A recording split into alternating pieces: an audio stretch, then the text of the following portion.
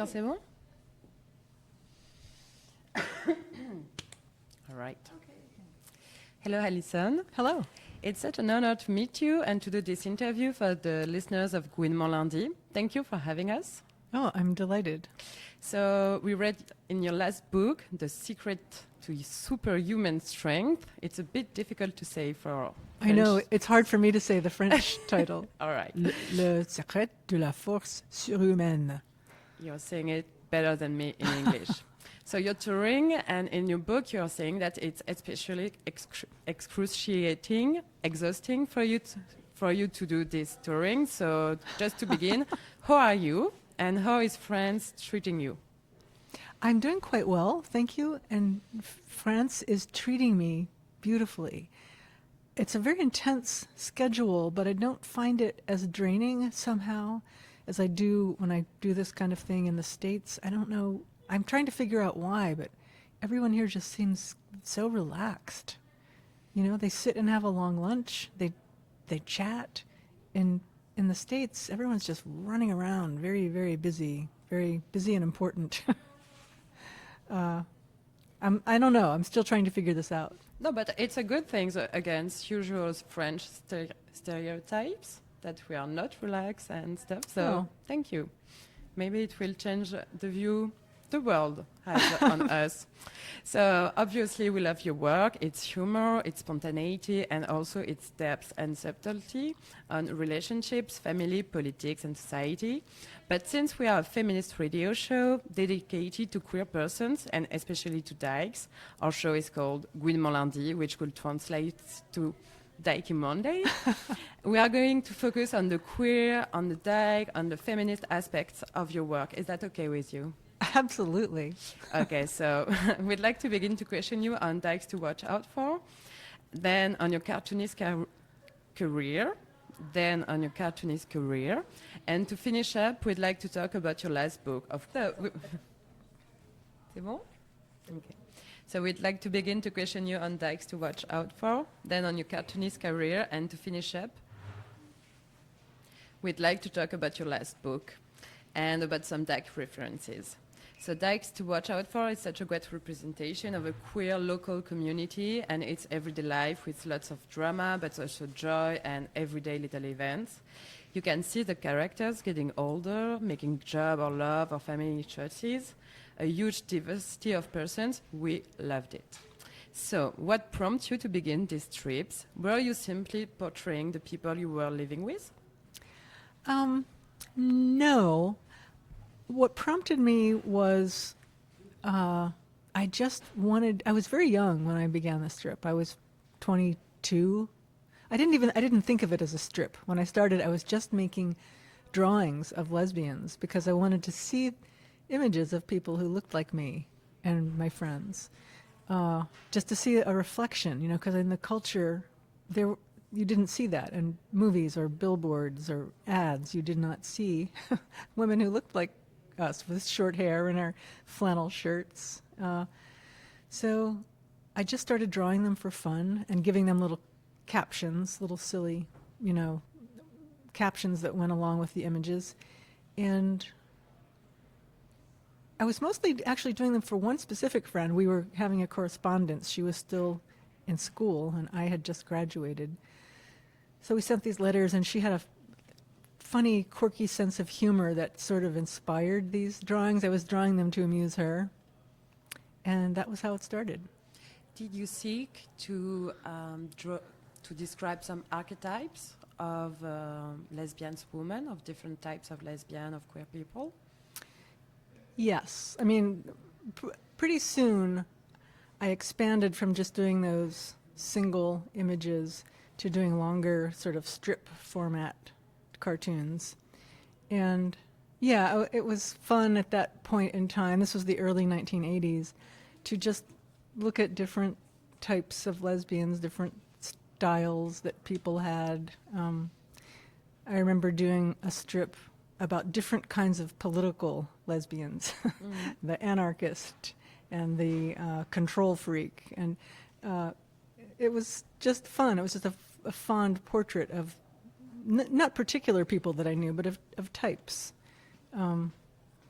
And I think everyone was quite hungry for that, just to see themselves reflected in the world. And I got a lot of very positive response in those early days. We will get back at these particular questions, but first we had like 2 questions about the series. We will know how the personas, how they will age. Will they start a retirement like house? Well, I stopped writing about them. It's over. It's over. Oh no. I stopped in 2008.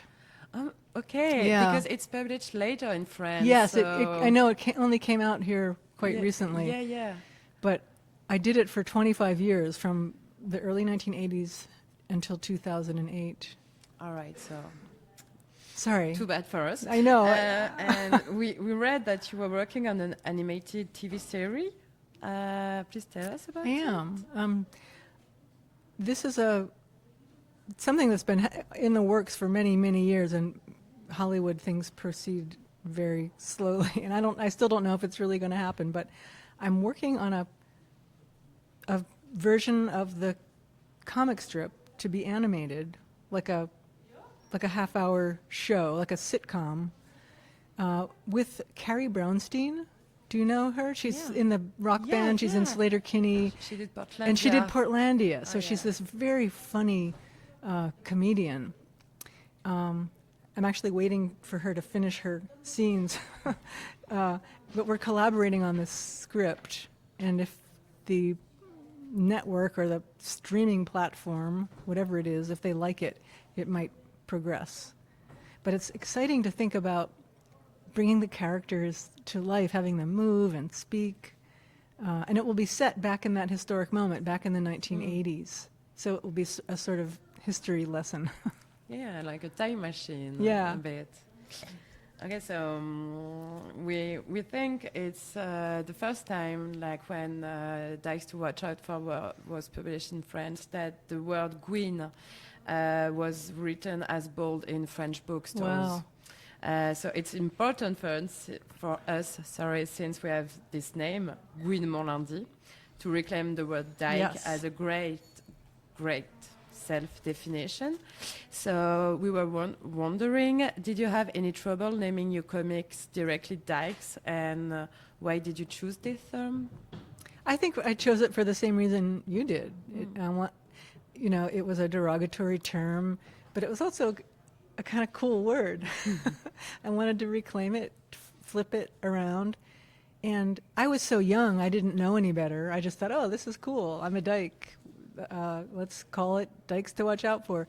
I didn't know that some older people or more conservative people would find that off-putting, but I didn't care. Once I did find out, I didn't care.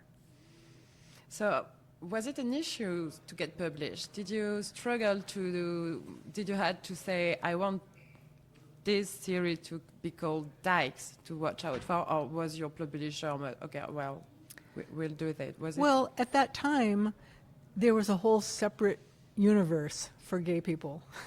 We had our own subculture, our own newspapers, our own publishers, because the mainstream, of course, would not have published such a thing. They wouldn't have thought of publishing something called Dykes to Watch Out For. So I worked with a very small press who sought me out. I didn't even have to go trying to sell my work. They approached me and said they wanted to publish these cartoons, so there was no issue. Do you remember the name of the publisher? Oh yeah, it was called Firebrand Books, and I worked with them for 15 years. After you didn't only draw and publish stories about daily lives of dykes. When you decided to address other subjects, like when in Fun Home and Are You My Mother, was this dyke strip an obstacle, an impediment to get published? Did the publisher saw your past work and say, oh, is it really safe to go with this author? Well, no, that did not happen because so much had changed. I did the comic strip for many years before I wrote Fun Home. That was the first non-Dykes thing I wrote.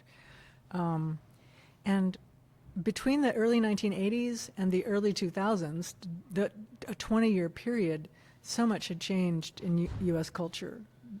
Acceptance of homosexuality was much, much higher.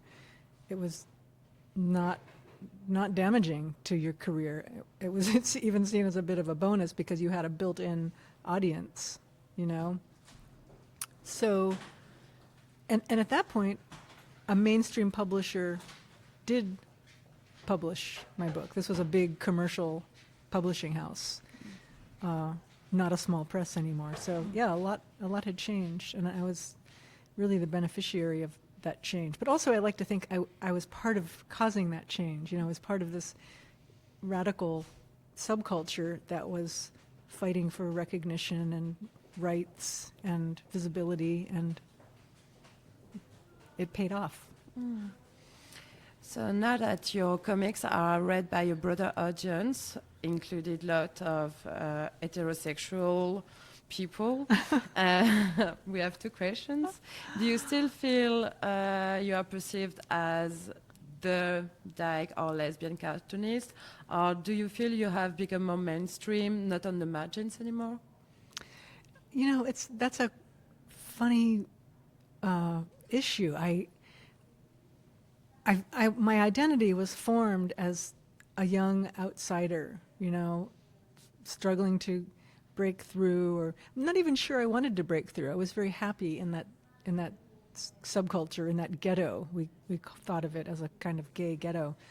But then things started shifting. The mainstream